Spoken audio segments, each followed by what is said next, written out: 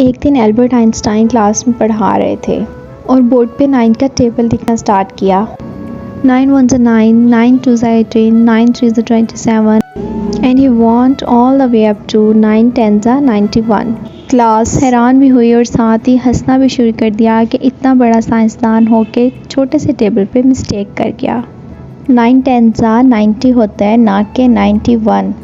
Einstein ने सबके खामोश होने का इंतज़ार किया और जब सब खामोश हो गए तो आइंस्टाइन ने कहा कि मैंने जब पूरा टेबल सही लिखा लेकिन किसी ने अप्रिशिएट नहीं किया, लेकिन जैसे ही मैंने गलती की सब मुझ पर हंसने लग गए। इस स्टोरी का मतलब ये है कि इंसान जितना भी कामयाब और दानिश्वर क्यों ना हो जाए, लोग सिर्फ एक गलती का इंतज़ार कर रहे होते हैं ताकि उसे ट्रोल कर सकें। तो mistakes are a part of life. कोई भी परफेक्ट नहीं होता और परफेक्शन सिर्फ उसी में होती है जो कुछ भी नहीं करता।